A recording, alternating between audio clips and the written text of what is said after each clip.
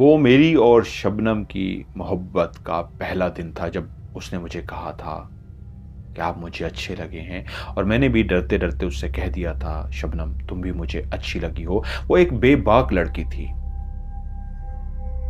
हंसने मुस्कुराने वाली, शरारतें करने वाली। और उसके बाद उसके और मेरे दरमियान में रोजाना मुलाकातें होती।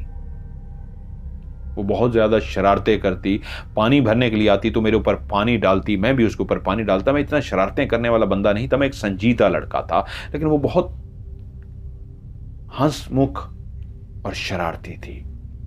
अब जब वो पानी भरने के लिए आती तो इस अंदाज में आती कि देख के आती कोई आ तो नहीं रहा, और वो जब पहुंच जाती तो अपने घड़े को उठाए हम साइड पे बैठ जाते, इस जगह पे, एक ऐसी जगह पे जहां पे हम दोनों कई कई घंटे बातें करते रहते, मोहब्बत के ख्वाब देखते। लेकिन वो मुझे कहती, बाबू आपने मेरे साथ मोहब्बत तो कर ली है, लेकिन क्या आप मेरा साथ तो नहीं छोड़ेंगे? और मैं उसको कहता, मैं ना चाहते हुए भी तुमसे मोहब्बत कर बैठा हूं, लेकिन ये बात सच है, मैं अपनी मां से बहुत प्यार करता हूं और मेरा सब कुछ, कुल कायनात मेरी मां है। बस मैं मां का दिल नहीं दुखाना चाहता, वरना ये बात सही है, मैं तुमसे शादी करना चाहता हूं। लेकिन मेरी मां ने कुछ ख्वाब देख रखे हैं, कुछ सोच रखा है, उसी से डर लगता है कि मां के आगे अगर इनकार किया तो वो मेरे लिए बुरा होगा, वरना मैं तुम्हें कभी भी नहीं छोड़ना चाहता। लेकिन वो कहती, बाबू मैं तो तुम्हारे बगैर नहीं रह सकती। अब मैंने तो फैसला कर लिया है जिंदगी का कि तुम्हारे साथ ही जिंदगी गुजारनी है, मरना भी तुम्हारे साथ है, जीना भी तुम्हारे साथ है। और ये बातें करते करते वो अपना सर मेरे कंधे पे रख देती। अब वो रोज बनना संवरना शुरू हो गई थी। पहले भी वो अपना ख्याल रखती थी, कपड़े उसके बाद इतने अच्छे नहीं होते थे, लेकिन वो बाकायदा बन संवर के इस तरह की आती कि बाकायदा मैं उसको देखता कि वो तैयार होके आई है। उसके जितने भी बाकी खानदान के लोग थे मेरी बहुत ज़्यादा इज्जत करते थे, क्योंकि जानते थे मैं अकलौता इसी रेलवे स्टेशन का मुलाजिम हूँ। और वो पानी भरने आते तो मैं उनका ख्याल रखता, उनकी ज़रूरियात का, कुछ ना कुछ उनको चाहिए होता तो उनकी हेल्प कर देता। ट्रेन सिर्फ एक ही गुजरती थी, जो रुकती नहीं थी, चली जाती थी। अब मैं और शबाना इसी तरह मिलते रहे और मोहब्बत की कई बातें हमारे बीच में हुई। वाकई वो मुझे बहुत प्यारी लगती थी, बहुत अच्छी थी, साफ गो थी, और कोई भी बात दिल में नहीं रखती थी, जो भी अच्छा बुरा होता मुंह पे कह देती थी। पता नहीं उस लड़की ने कहां से ये बातें सीखी थी कि कभी फूल तोड़ के ले आती और मेरे साथ फूल के साथ शरारतें करती और ऐसे जुमले अदा करती और मुझे फूल देते हुए कहती, जो अमूमन लड़के इस तरह करते हैं, लेकिन वो मुझे फूल देती और मोहब्बत के जुमले बोलती। मैं शर्माता, लेकिन वो मेरी शर्माहट का मजाक उड़ाती और कहती, ओहो शर्मा गए, और मुझे तंग करती। वक्त इसी तरह गुजरता रहा और हम बहुत करीब हो गए। हमें पता ही ना लगा हम क्यों एक दूसरे के इतना ज्यादा करीब हो गए हैं। क्या उसने मुझे कहा, हम जाने वाले हैं, अपनी मां से बात करो, हमें शादी करनी है। और मुझे मुसलसल ये कहना शुरू हो गई, क्योंकि काफी टाइम हो गया था, अब उनके यहां से चले जाने का वक्त था।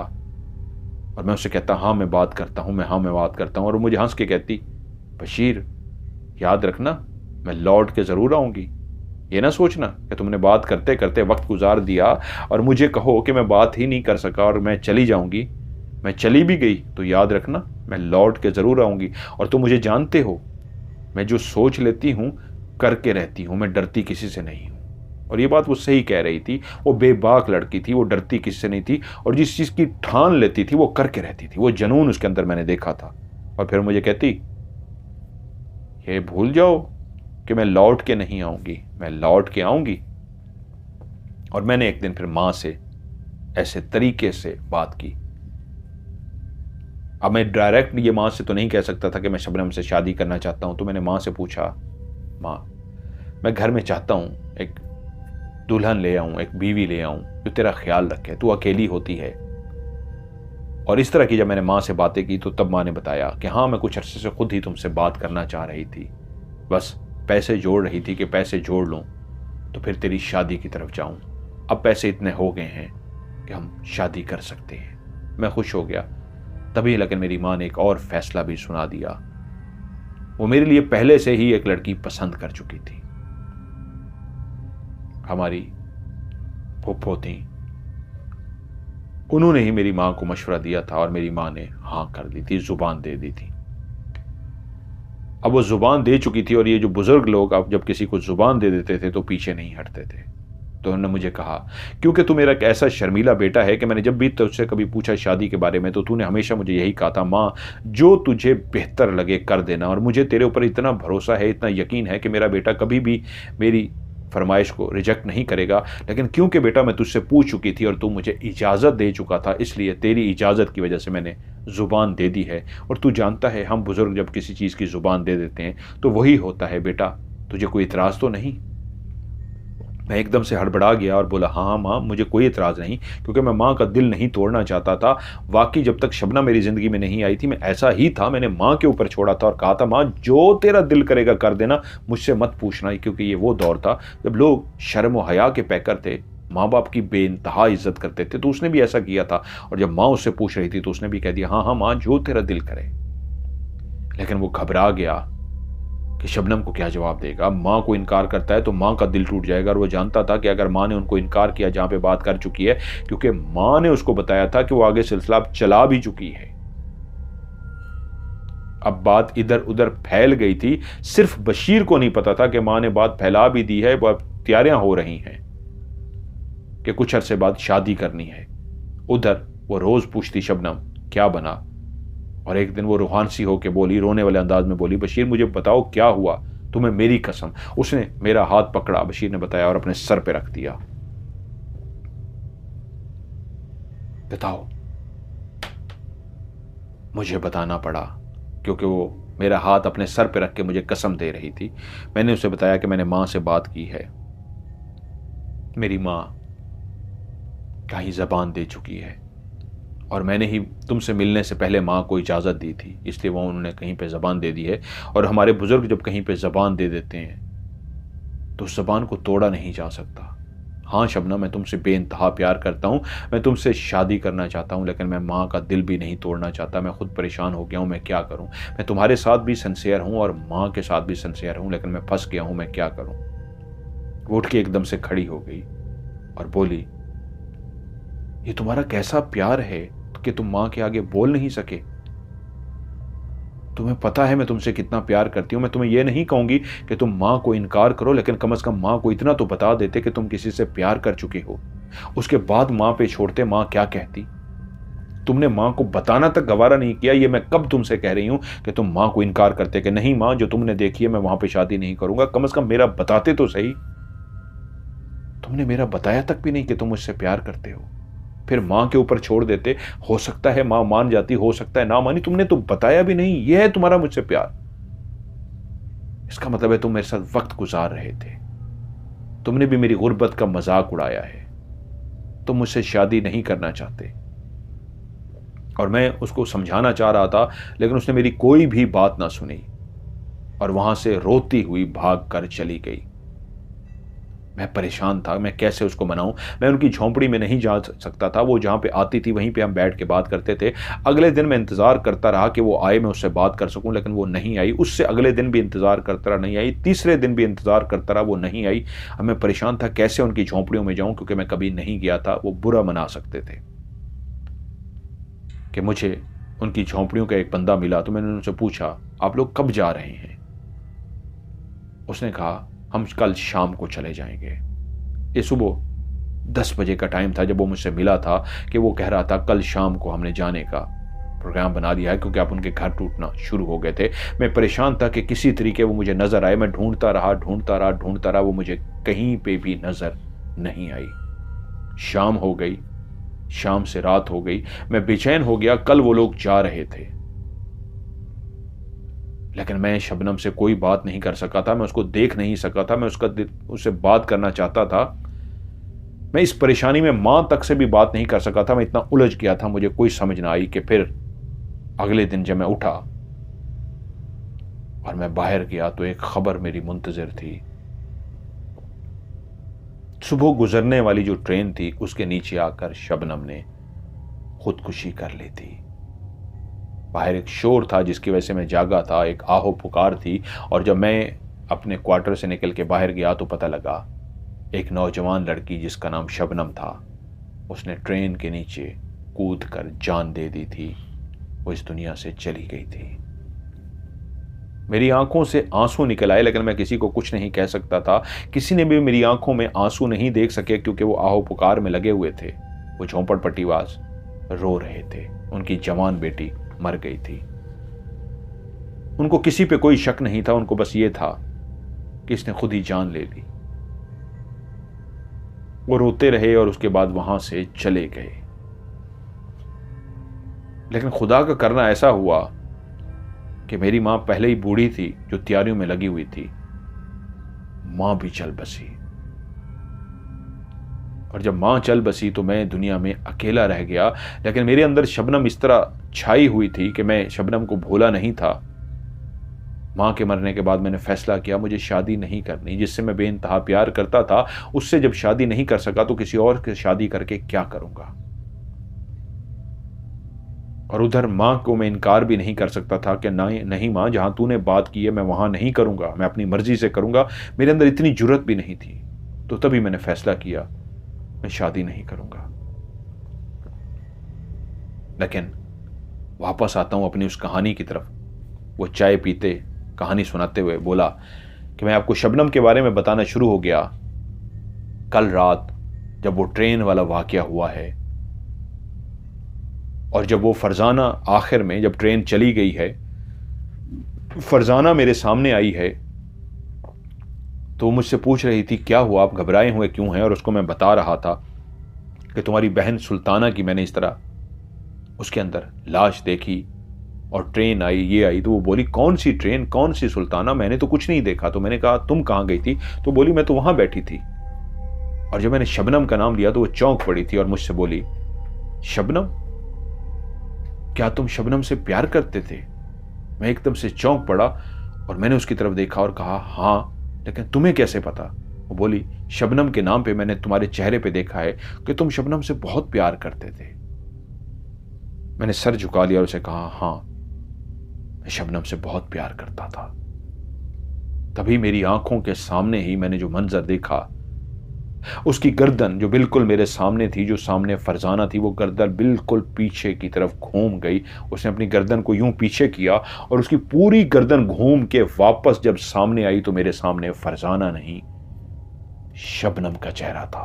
वो गर्दन सिर्फ पीछे से घूमी थी, पूरी घूम के पीछे से वापस जब आई थी तो वो शबनम का चेहरा था। और उसके चेहरे में एक प्यार था। उसकी आंखें जो लाल सुर्ख तो थी, लेकिन इस वक्त चेहरे के अंदर एक प्यार सा था। वो बोली आ गई हूं मैं। और उसी वक्त उसने जिस्म पे ओढ़े हुई जो शाल थी वो नीचे गिरा दी। और जैसे ही शाल नीचे गिराई तो ऊपर सिर्फ एक गर्दन थी शबनम की, और गर्दन से नीचे पूरा धड़ हड्डियों का ढांचा था। जैसे इंसान मरने के बाद हड्डियों का ढांचा होता है, वैसा पूरा वजूद सिर्फ हड्डियों का ढांचा था। मेरे सामने एक ऐसा मंजर था कि पाँव, टांगें, बाजू हड्डियों का ढांचा था, और ऊपर गर्दन के ऊपर सिर्फ एक इंसान का सर था, जो मेरी मोहब्बत शबनम थी। और वो मुझे मोहब्बत भरी निगाहों से देख रही थी और मुझसे कह रही थी तुमसे कहा था ना मैं आऊंगी, मैं लौट कर जरूर आऊंगी। देखो मैं अपनी बात की कितनी पक्की हूं, मैं लौट के वापस आ गई हूं तुम्हें लेने के लिए। तुम्हें चलना है मेरे साथ, क्योंकि तुम मेरा प्यार हो, मैं तुम्हें कभी भुला नहीं सकी।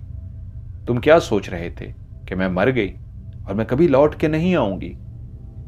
मैंने कहा था ना मैं लौट के आऊंगी। देखो मैं लौट के आ गई हूं तुम्हें लेने के लिए। आज सिर्फ इतना बताने आई हूं, कल हम जाएंगे, इस दुनिया से चले जाएंगे, उस दुनिया में जहां हम दोनों साथ रहेंगे, हम प्यार से रहेंगे। अगर तुमने कोई भी ऐसा काम करना है जो तुम्हारे जिम्मे है, वो कर लो। कल मैं तुम्हें फिर से लेने आऊंगी, अभी चलती हूं, ये उसने कहा। और वो मेरी आंखों के सामने ही पूरा वजूद उसका मुड़ा है। वो जो चादर उसने नीचे गिरा दी थी, वो चादर वहीं पे पड़ी हुई थी। वो ढांचा सा, जिसके पांव, जिसके बाजू, जिसके घुटने, जिसका पूरा वजूद एक ढांचा सा था, गर्दन एक औरत की थी, वो मेरी आंखों के सामने ही मुड़ी है। और 3 से 4 कदम उस ढांचे ने बकायदा चला है और मेरी आंखों के सामने वो गायब हो गया है। मैं उसी वक्त खड़ा खड़ा नीचे गिर गया और मेरा जिस्म थर थर कांप रहा था और मैं उसी लम्हे शायद बेहोश हो गया। मैं कितनी देर वहाँ पे बेहोश रहा हूँ मुझे नहीं पता। जब मेरी आंख खुली तो मैंने देखा एक रात ही है, ठंड सी है और मैं नीचे फर्श पे पड़ा हुआ हूँ और सामने कोई भी नहीं है। मैं वहाँ से उठा हूँ, घबराया हुआ अपने क्वार्टर में चला गया हूँ। मैं रात सारी सो नहीं सका, घबराता रहा हूँ, डरता रहा हूँ और सोचता रहा हूँ ये सब क्या हुआ है मेरे साथ। और जब सुबह हुई है तो मैं फैसला कर चुका था कि आपके पास तशरीफ ले आऊं, आपसे मदद मांगूं कि मेरी मदद कीजिए, ये क्या है। इसलिए मैं आपके सामने बैठा हूं। शाहजी कहते हैं कि जब उसने अपनी कहानी खत्म कर ली और बताया कि वो मेरे सामने आके बैठ गया था और अपनी कहानी मुझे सुना चुका था, तो मैंने उसे कहा, ठीक है, तुम परेशान मत हो, आप जाओ, कुछ नहीं होगा। मैं आज ऐसा जरूर बैठ के पढ़ूंगा। ये लो, ये तुम्हें मैं पानी दम करके देता हूं, ये पानी पी लेना और अपने घर से बाहर मत निकलना। बस जब तुम अपने घर से बाहर नहीं निकलोगे तो फिर परेशान होने की कोई जरूरत नहीं है। और मैं आज रात को जब पढ़ाई कर लूंगा तो तुम अगले दिन मेरे पास आओगे, फिर उसके बाद तुम्हें कोई भी किसी किस्म की कोई परेशानी रहेगी। उसने मेरा शुक्रिया अदा किया, वो पानी लिया और चला गया। मैं कुछ बैठा रहा। रात के जब पढ़ाई का मेरा टाइम आया, मेरे जहन में वो सारे मंजर आ गए। शाहजी बताते हैं कि उसकी मैंने मदद करनी थी और मैंने पढ़ना था। मैं अपने कमरे में पढ़ने के लिए जब मैंने बैठा तो बैठते हुए मेरी आंख सी लग गई। मैं पढ़ रहा था, ऐसा बहुत कम होता है, आंख लग जाती है, लग भी जाती है। तो मैं कुछ पढ़ रहा था, मेरी आंख सी लग गई और जब मेरी आंख लग गई तो तभी मैंने एक मंजर देखा। मैंने एक लड़की का चेहरा देखा। मेरे ख्वाब में एक लड़की का चेहरा आया और मैंने देखा कि वो लड़की एक क्वार्टर के बाहर खड़ी है और दरवाजे को खटखटा रही है। पहली दफा उसने दरवाजा खटखटाया, कोई जवाब नहीं आया। दूसरी दफा उसने दरवाजा खटखटाया, कोई जवाब नहीं आया। तीसरी दफा उसने दरवाजा जब खटखटाया तो एक नाम जोर जोर से बोली, बशीर, बशीर, जल्दी से बाहर आओ। तभी मैंने देखा वो दरवाजा बाहर खुल गया है। जैसे ही दरवाजा खुला तो बशीर सामने खड़ा था। उसने जल्दी से बशीर का हाथ पकड़ा और उसको लेकर बाहर चली गई। मैंने यहां तक देखा तो एकदम से मेरी आंख खुल गई और मैं एकदम से परेशान हुआ कि ये क्या हुआ है, ये मैंने कैसा ख्वाब देखा है। मुझे इस ख्वाब की उस वक्त तो समझ नहीं आई थी। खैर, मैं उसके बाद पढ़ता रहा। यह मेरा वो दौर था जब मैंने रूहानियत की अभी एक किसी खास मकाम पे नहीं पहुंचा था, सीख रहा था, कर रहा था। ऊपर से वालिद साहब का एक हादसा हुआ था नया नया। और अगले दिन मैं उस बंदे का इंतजार करता रहा कि वो बशीर मेरे पास आए और मैं उससे मजीद पूछूं, तो वो ना आया। मेरा दिल भी अजीब सा हुआ। बशीर के बारे में सारा पता लगा तो वो ना आया। तो मैंने किसी को भेजा, जाओ बशीर को बुला के लाओ। रेलवे स्टेशन के पीछे उसका क्वार्टर है, वो मुलाजिम है बशीर। इस तरह वो शख्स गया और वापस जब आया तो उसने बताया कि बशीर ने ट्रेन के नीचे कूद कर जान दे दी है, बशीर मर गया है। वहां पे लोग जमा थे और उन्होंने बताया कि सुबह यहां से जो एक अकलौती ट्रेन गुजरती है उसी के नीचे उसने जान दे दी, क्योंकि जब लोग वहां पे पहुंचे तो उन्होंने देखा बशीर मरा पड़ा था ट्रेन के नीचे। उसने खुदकुशी कर ली थी। कोई नहीं जानता था उसने खुदकुशी क्यों की।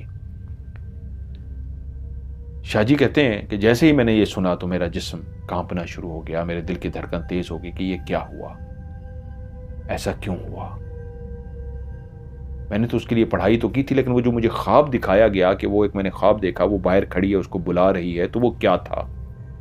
मैं उस वक्त बताते हैं कि क्योंकि इतना रूहानियत की एक वालिद साहब होते तो फिर शायद ऐसा ना हो सकता, मैं उसको बचा लेता, वालिद साहब बचा लेते, क्योंकि मैं अभी इतना अबूर हासिल नहीं किया था।